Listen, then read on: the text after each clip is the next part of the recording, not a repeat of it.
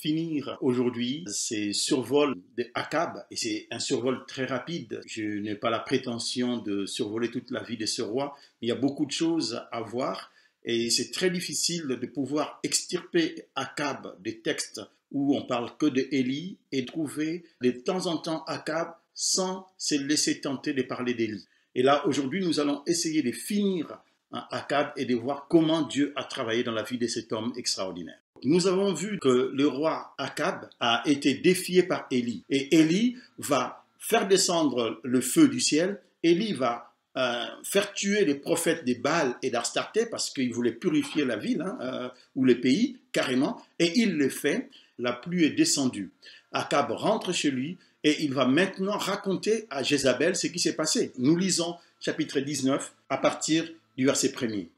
Akab rapporta à Jézabel tout ce que avait fait Élie et comment il avait tué par l'épée tous les prophètes. Jézabel envoya un messager à Élie pour lui dire que le Dieu me traite dans toute leur rigueur si demain à 7 heures je ne fais pas de ta vie ce que tu as fait de la vie de chacun d'eux. Élie, verset 3, voyant cela, se leva et s'en alla pour sauver sa vie. Il alla de Beersheba qui appartient à Juda et il laissa son serviteur. Puis il alla dans le désert où après une journée de marche, il s'assit sous un genêt et demanda la mort en disant, c'est assez maintenant, Éternel, prends mon âme, car je ne suis pas meilleur que mes pères. Je ne reviendrai pas sur ça parce que j'en ai parlé dans la vidéo précédente. Prenons quelque chose d'intéressant ici.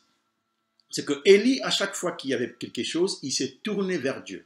Akab, lui, au lieu de se tourner vers Dieu, il se tourne vers Jézabel. On a l'impression, d'un côté, nous avons Élie et Dieu, et de l'autre, nous avons Akab et Jézabel. C'est-à-dire cette personne qui est en train de dicter à Akab ce que Akab devait faire. Alors que Élie, lui, se tourne vers les dieux d'Israël pour prier et pour demander à Dieu.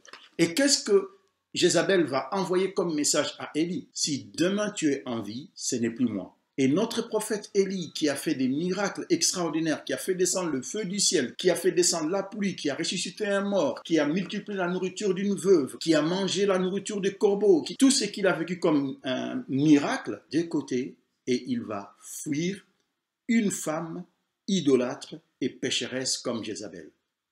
C'est étonnant, je ne vais pas rentrer là-dedans, mais Élie était probablement très fatigué et Élie avait autre chose à régler avec Dieu. Et si vous voulez le voir, vous le verrez vers la fin du chapitre 19, comment Dieu il règle les problèmes d'Élie en lui démontrant toute sa puissance et comment Dieu il se manifeste. Mais revenons toujours sur Akab.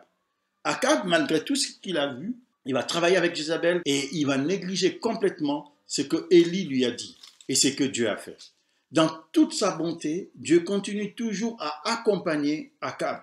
Et on retrouve à nouveau Akab au chapitre 20 où il va être en guerre avec les rois des Syrie, Ben-Hadad. Dieu va être avec Akab et Dieu va même donner la victoire à Akab. Et je vous encourage à lire le chapitre 20. C'est ce roi qui a mis de côté Yahvé et qui ne veut même pas écouter malgré les avertissements que Yahvé va faire par Élie. Au chapitre 20, il y a Naboth qui a sa vigne et Akab va convoiter la vigne de Naboth, va faire tuer Naboth. Et qui a demandé à Akab de tuer Naboth? C'est Jézabel, donc son Dieu. On avait Baal et maintenant on a Jézabel qui est la femme qui porte les décisions dans la maison et qui dirige Akab. Ne perdons pas de vue les choses. Dieu a Akab à l'œil. Il regarde Akab. Tout ce que Akab fait intéresse Dieu parce que Dieu a la compassion pour les perdus. Dieu ne va pas le lâcher comme ça. Souvenez-vous de ce que nous avons dit depuis le début de ces vidéos. C'est qu'à chaque fois que Dieu parle à Élie, à chaque fois que Dieu envoie Élie, c'est presque jamais vers Israël. Il l'envoie toujours vers Akab et vers la maison d'Akab. Et ici, Dieu va à nouveau parler à Élie au chapitre 21 et nous lisons à partir du verset 17. Alors la parole de l'Éternel fut adressée à Élie le Tishbite en ces mots. Lève-toi, descends au devant d'Akab, roi d'Israël, à Samarie. Le voilà dans la vigne de Naboth, où il est descendu pour en prendre possession. Tu lui diras, ainsi parle l'Éternel. N'es-tu pas un assassin et un voleur? Et tu lui diras, ainsi parle l'Éternel. Au lieu même où les chiens ont léché les sangs de Naboth, les chiens lécheront aussi ton propre sang. Akab dit à Élie, m'as-tu trouvé mon ennemi? Et il répondit, je t'ai trouvé parce que tu t'es vendu pour faire ce qui est mal aux yeux de l'Éternel. Voici, je vais faire venir les malheurs sur toi. Je te balayerai, j'exterminerai quiconque appartient à Akab, celui qui est esclave et celui qui est libre en Israël. Et je rendrai ta maison semblable à la maison de Jéroboam, fils de Nébat, et à la maison de Baécha, fils de Achija, parce que tu m'as irrité et que tu as fait pécher Israël. L'Éternel parle aussi sur Jézabel et il dit, les chiens mangeront Jézabel près du rempart de Jezreel. Celui de la maison d'Akab qui mourra dans la ville sera mangé par les chiens. Celui qui mourra dans les champs sera mangé par les oiseaux du ciel. Il n'y a eu personne qui se soit vendu comme Akab pour faire ce qui est mal aux yeux de l'Éternel. Et Jézabel, sa femme, l'y excitait. Il a agi de la manière la plus abominable en allant après les idoles, comme les faisaient les Amoréens que l'Éternel chassa devant les enfants d'Israël. Dieu trouve que c'est trop. Trop, c'est trop. Et Dieu va carrément intervenir dans la vie d'Akab et il va lui parler aussi clairement que possible. Akab tourne ça en dérision. Il dit même à Élie, voilà, tu m'as trouvé mon ennemi. Donc il est déjà dans une position de quelqu'un qui n'écoutera même pas Élie. N'éprouvez-vous pas ce genre de mépris ou d'indifférence ou de rejet dans votre témoignage auprès de ceux qui ne connaissent pas Dieu? Élie l'a ressenti. Mais souvenez-vous, la personne qui envoie vers les perdus, c'est Dieu. Ce n'est pas les prophètes ou l'évangéliste, ce n'est pas vous. C'est Dieu qui est derrière l'ordre de mission. Et Dieu donne la sentence, pas seulement pour Akab, mais également, comme il l'a fait pour Baal, pour montrer à Baal qui n'est pas Dieu, la même sentence tombe aussi pour Jézabel.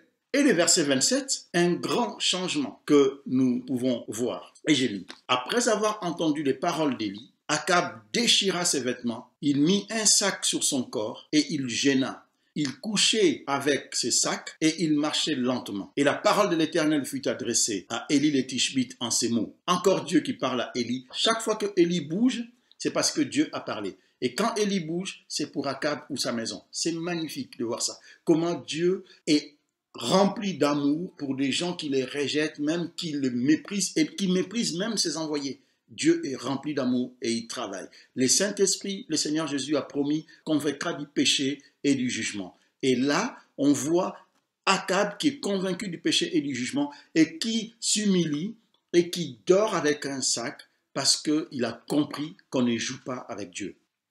Et c'est aussi un message pour vous et moi aujourd'hui.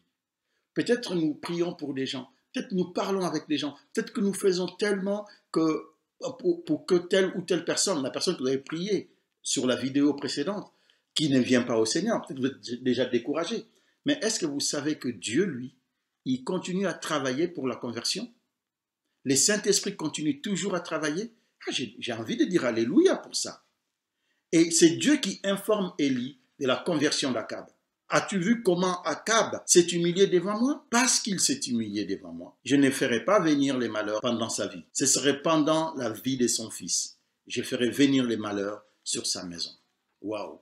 Une simple conversion, une simple décision de dire j'arrête maintenant et je vais suivre le Seigneur.